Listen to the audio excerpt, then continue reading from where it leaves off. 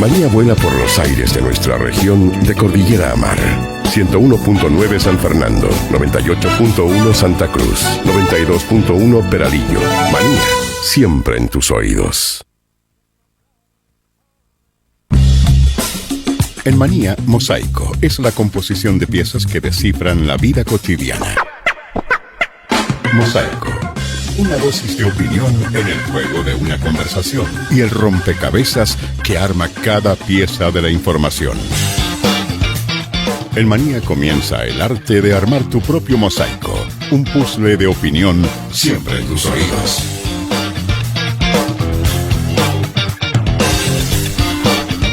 ¿Cómo están, amigos? Bienvenidos a Mosaico por los aires de Manía en esta nueva semana que comenzamos a trabajar ya para todos ustedes.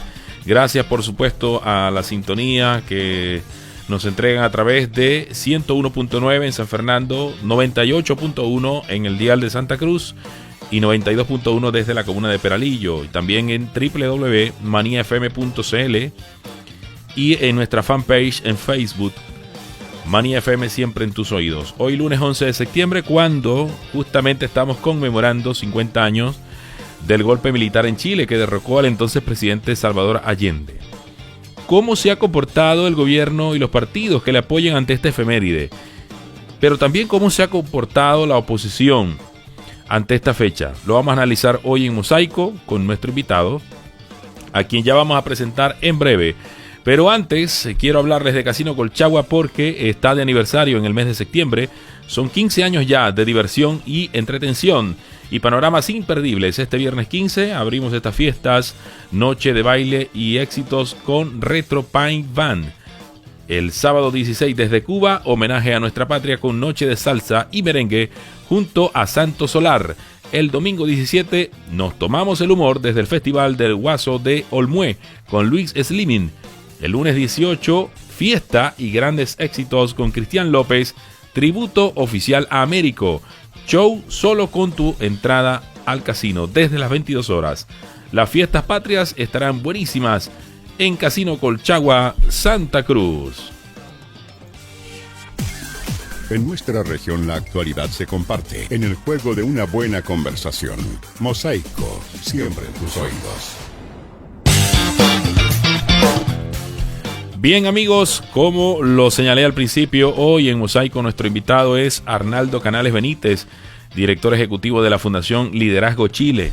Es conferencista internacional, magíster en educación emocional del Instituto de Estudios Aplicados de España, autor de varios libros, entre ellos Liderazgo a la Chilena, Educación Emocional, Receta para una Mejor Sociedad, Los Hombres y sus Emociones, Analfabetos Emocionales, entre otros. Le damos las buenas tardes, lo tenemos conectado vía MIC. ¿Cómo está? Bienvenido. Muy buenos días, muchas gracias por la invitación. Bueno, feliz de compartir este espacio para conversar de emociones tan importantes. Así es, vamos a hablar de lo emocional.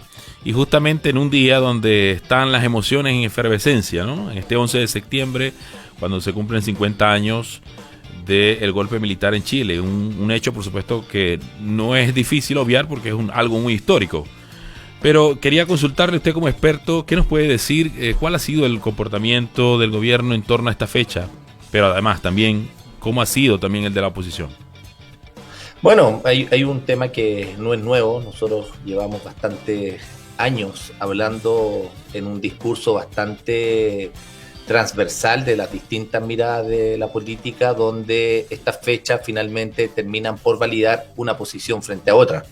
Y eso finalmente desencadena que en esta fecha, más que invitarnos a la reflexión, es tomar partido por justificar una situación respecto a la otra, que finalmente ha sido uno de los grandes problemas que como sociedad no hemos sido capaces de resolver.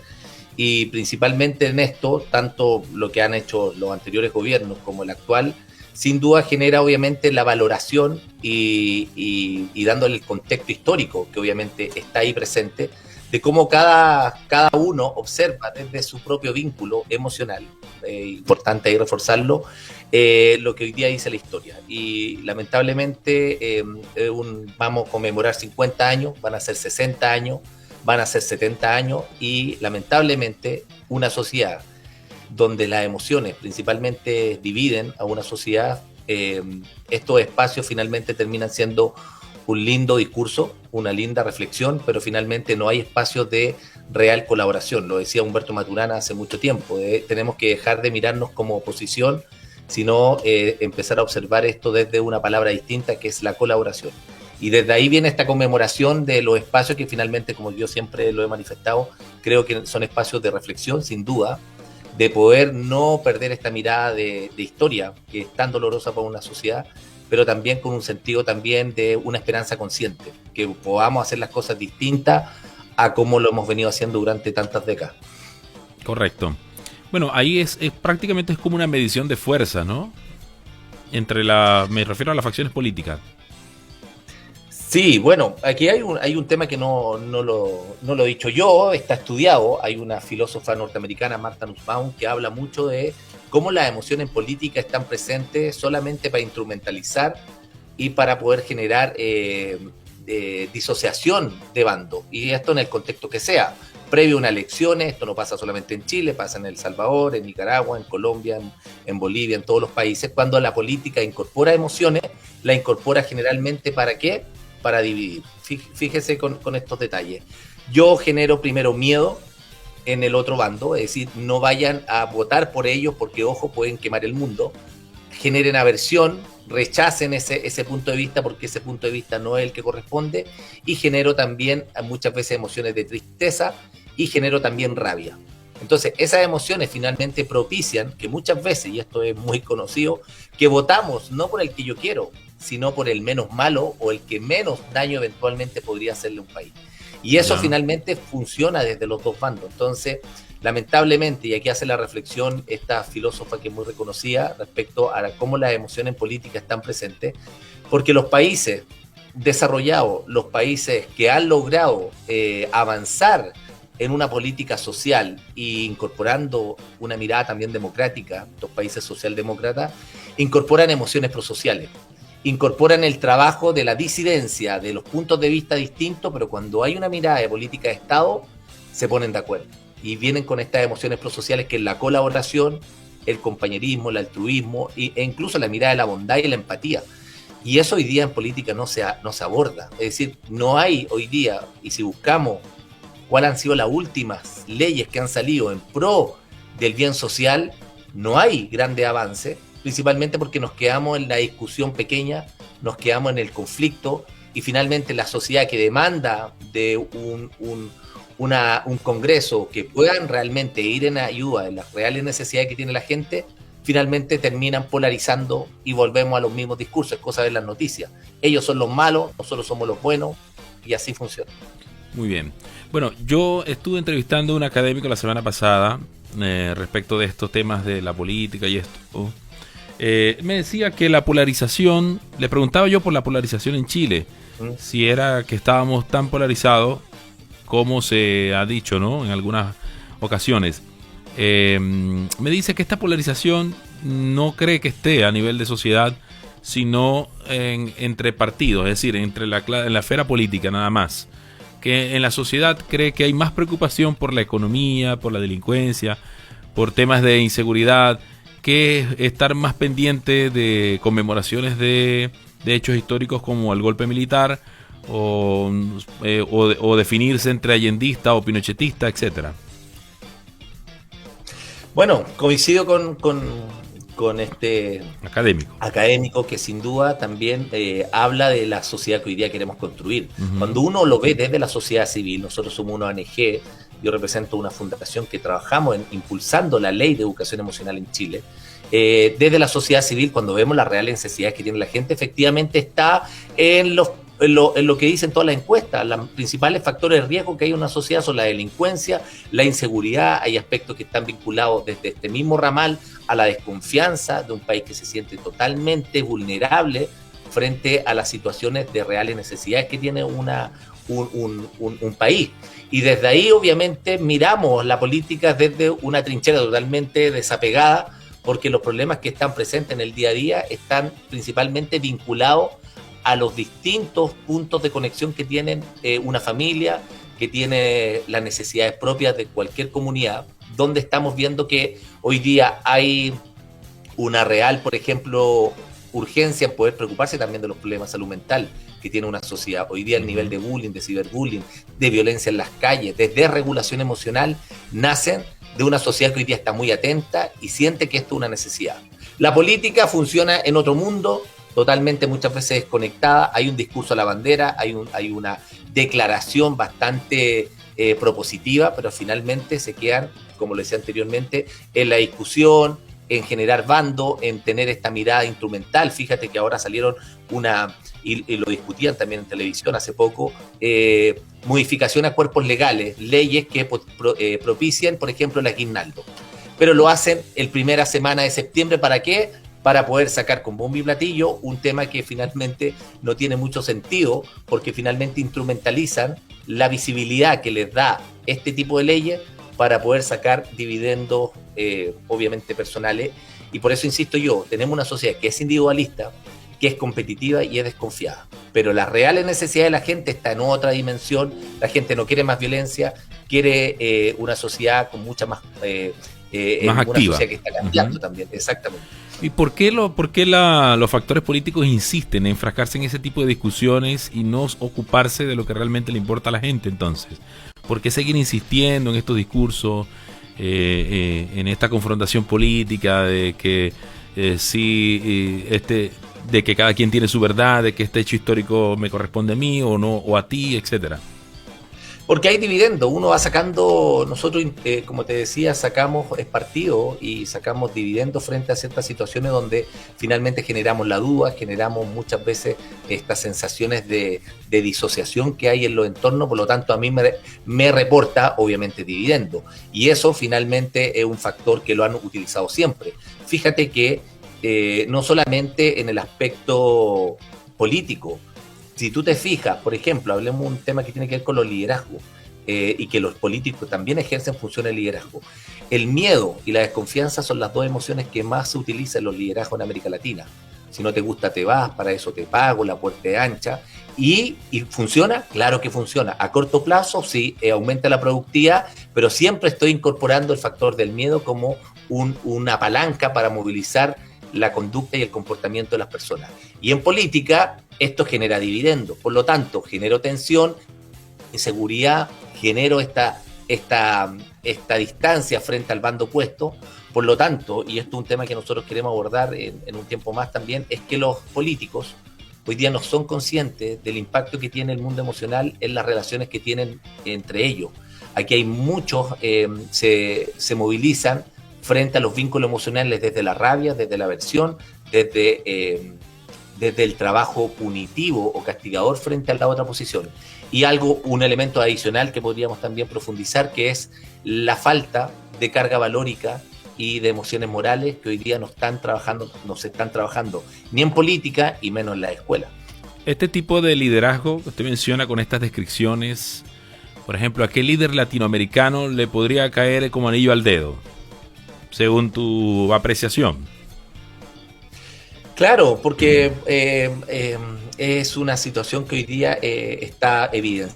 No solamente lo menciono yo, sino hoy día si uno va a preguntarle cuántas las veces de la cantidad de personas que se han ido de sus trabajos por el tipo de jefe, hay estudios que dicen que 7 cada 10 chilenos se han ido de su trabajo por el tipo de jefe. Y eso tiene que ver con que estos estilos de liderazgo finalmente generan miedo, generan una especie de burnout o esta sensación de incomodidad permanente, y mucha gente por la situación económica que vive finalmente tiene que estar vinculado a estos trabajos donde los entornos de bienestar organizacional no están presentes. Por lo tanto, fíjate en estos elementos, en política, donde hay más presión, donde hay más polarización, muchas veces la innovación, la creatividad, el trabajo colaborativo nunca es parte de este trabajo de bancadas, que puedan unirse frente a propuestas que sean de real necesidad a la gente. Por eso estas conmemoraciones, insisto en eso, finalmente es un lindo discurso. El próximo año va a haber otro discurso, y así, si tú te fijas en las últimas cuñas que han hecho en los últimos 10 años, siempre hablan de recordar la memoria, sin perdón ni olvido, pero no hay un real interés en poder abordar las reales necesidades de poder unir a un país que hoy día sigue polarizado desde esta mirada política y tomando un poco lo que tú mismo mencionabas de las reales necesidades que tiene la sociedad. Y ahí sí que Chile está unido y la sociedad. De hecho, las últimas elecciones que han habido con respecto al tema constitucional lo demuestra. No queremos un país dividido donde tengamos puntos de vista totalmente disidentes, sino con una visión de futuro y de política de Estado.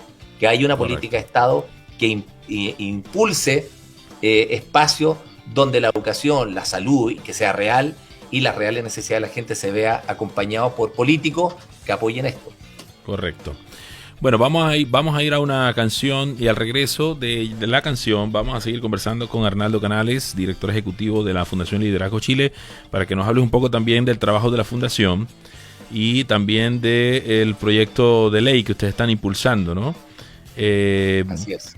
Vamos a seguir conversando entonces con Arnaldo Canales al regreso de la canción. Esto que vamos a escuchar se llama A partir de hoy, de David Bisbal, y lo escuchamos acá en Mosaico. Ya venimos con más.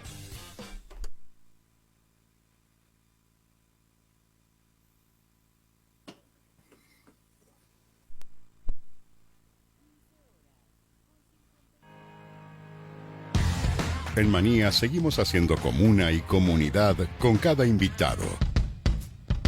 San Fernando, 101.9, Santa Cruz, 98.1 y Peralillo, 92.1. Mosaico, siempre en tus oídos. Continuamos, amigos, en Mosaico por los aires de Manía, y recuerden que este septiembre Casino Colchagua Santa Cruz está de aniversario.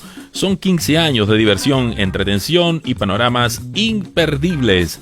Este viernes 15 abrimos estas fiestas con noche de baile y éxitos con Retro Pine Band. El sábado 16 desde Cuba, homenaje a nuestra patria con noche de salsa y merengue junto a Santo Solar.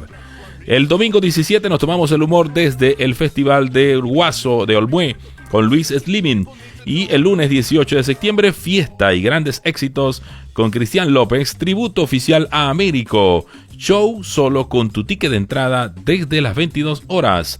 Las fiestas patrias estarán buenísimas en Casino Colchagua, Santa Cruz.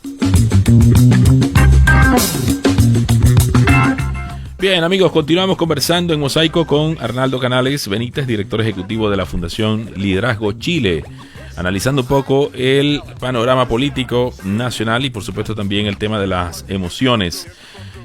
Bueno, Arnaldo, quisiera que nos comentaras también respecto del trabajo que han venido haciendo ustedes desde la Fundación, si nos lo pudiera describir un poco para que nuestros auditores lo puedan entender.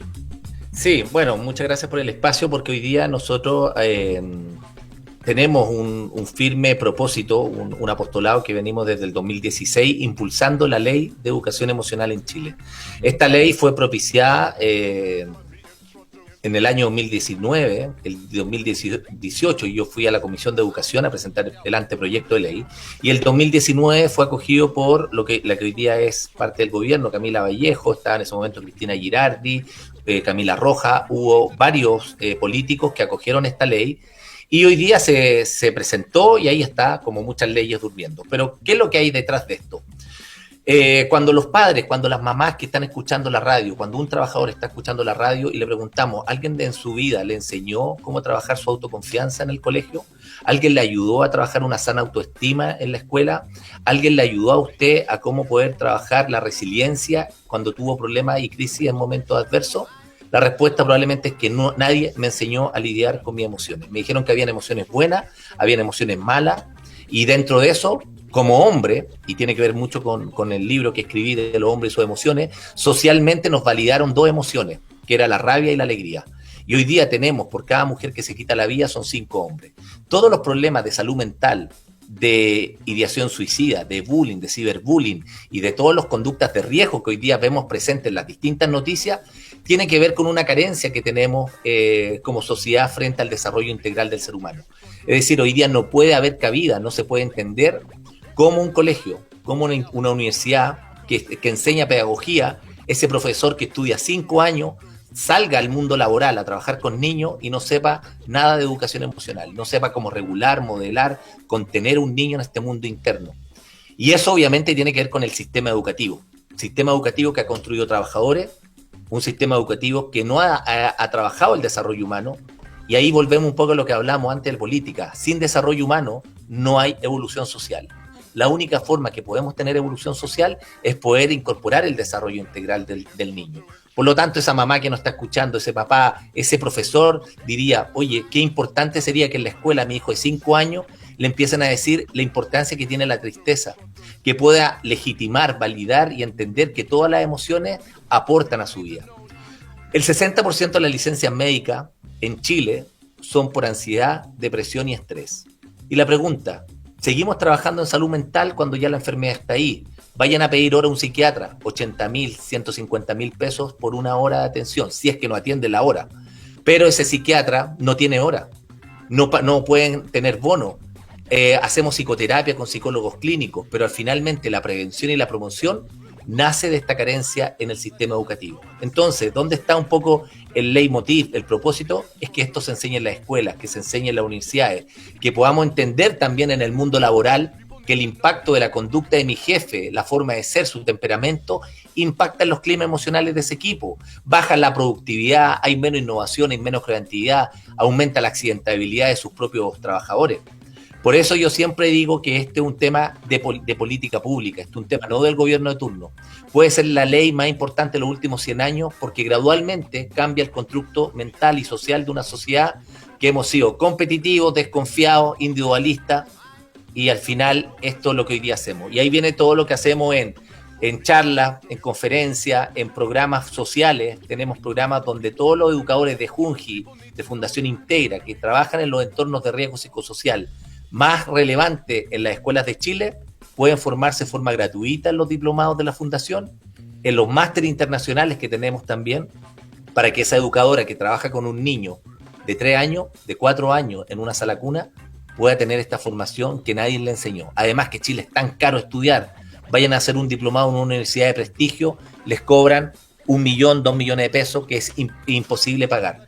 Y ahí viene todo lo que hacemos en programas, instrumentos de medición, investigación aplicada, que tratamos de llegar esto a todos, no solamente Chile, estamos trabajando en México, en Colombia, en Bolivia, en otros países donde nos están pidiendo apoyo a través del modelo que tenemos de bienestar y una metodología que ya está validada. Y es que esperamos obviamente todo Chile pueda entender que la educación emocional es tan importante y todos sean William Wallace, que sea una banderita de lucha para que en cada escuela esto se implemente, porque no puede ser que hoy día no tengamos educación emocional en los colegios y lo más importante, además de este proyecto de ley, ¿verdad?, que se está impulsando, ¿existe algún marco legal al menos que se parezca en que se regule este tema de la salud mental? Fíjate que en general la ley que promulgó Sebastián Piñera en su último tenía que ver principalmente con beneficios e incentivos, pero desde la salud mental, es decir, que la gente pudiera tener una subvención para poder, cuando ya mi hijo está con ansiedad, está con depresión, que ese bono le saliera más barato y que pudieran, pero no hay ninguna. Pero ya era una medida tardía prácticamente. Claro, entonces finalmente siempre llegamos tarde, llegamos a la enfermedad. La salud mental trabaja la enfermedad. Lo que hace la educación emocional es trabajar el poder anticiparnos a que mi hijo no viva ansiedad, depresión, estrés. Sí, atacar puede el tener problema tristeza. Desde la raíz.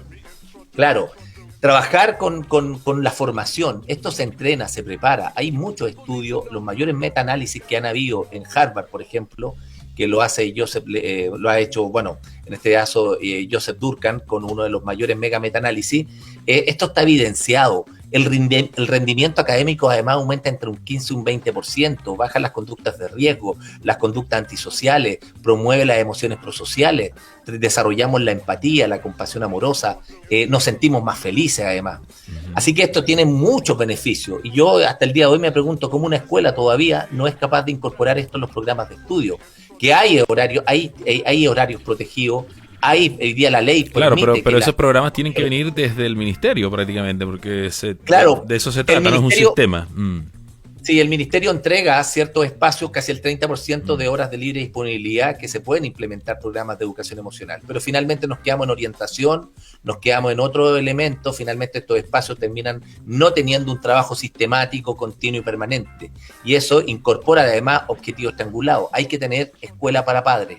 Hoy día, gran parte de los problemas y de los reclamos que tienen los mismos profesores es que en la casa hay una muy baja carga valórica. El 30% de nuestra carga valórica se hacía en la sobremesa en nuestras casas, conversando con mi papá, desarrollando el pensamiento crítico, poniendo en duda algunas cosas, reflexionando, pero eso hoy día no se hace.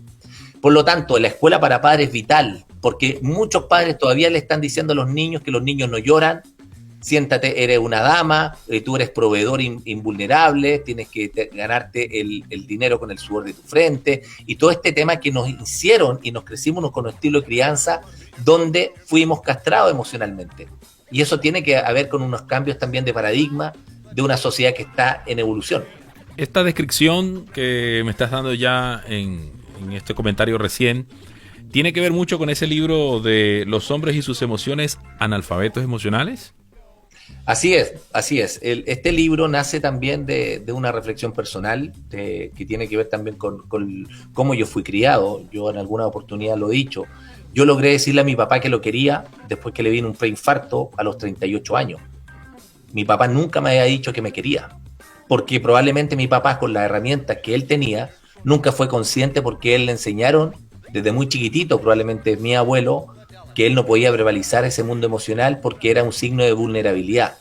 Podía mostrarse también muy propenso a ser de alguna manera visto como una persona que no era capaz de afrontar la vida. Por lo tanto, sentir miedo, sentir tristeza, no estaba validado por los hombres. Entonces imagínate, cuando yo logré decirle a mi papá que yo lo quería a los 38 años, después de 10 llamadas de teléfono, mi papá me dice, sí, yo también te quiero, hijo. Esa persona de 80 años que logra verbalizar una emoción contenida durante toda su historia, tiene que ver con una transformación social. Somos seres gregarios, somos seres vulnerables, y eso nos ayuda a sanar. Mostrarnos vulnerables tiene que ver con la empatía con uno mismo, que es el trabajo también de autocompasión. Si yo me equivoco, cometo un error, bueno, no me trato mal, no me autoflagelo, sino que me miro con amor y trato de mejorar día a día. Y eso es un trabajo que como sociedad tenemos que hacer. Hay padres en zonas rurales de Chile que hoy día la violencia sigue siendo pan de cada día. Son impulsivos, no entienden el daño que le están haciendo a un niño al golpearlo, al invalidarlo. O mamás que dicen que los niños no lloran, o papás que dicen cámbiame esa cara porque la rabia en esta casa no existe, así que en esta casa quiero puros niños contentos. Lo que yo tengo que hacer como padre es poder llegar a ese niño y poder validar, entender y comprender que ese mundo emocional es tan importante, siempre preocupándose, y hago mención aquí a la rabia, que puede ser una emoción que se regula habitualmente, que no es el problema no es la emoción, sino la conducta y el comportamiento que muchas veces estalla en violencia. Es un trabajo que hay que hacer desde la escuela, desde la formación de los padres y el trabajo permanente con los niños. Así es. Bueno, nada más que agregar. Ahí está la reflexión de Hernando Canales, director ejecutivo de la Fundación Liderazgo Chile, a quien agradecemos, por supuesto, la instancia y haber participado con nosotros en este programa. Muchas gracias. Muchas gracias a ustedes, y solamente si es que necesitan apoyo social, becas y apoyo para formarse, pueden visitar flitch.org, nuestra ONG, para poder apoyarlo en lo que necesiten a toda la audiencia de Radio Manía. Perfecto, muchas gracias. Bien, amigos, despedimos así el espacio de Mosaico por el día de hoy. Nos encontramos nuevamente mañana, como siempre, por los aires de Manía.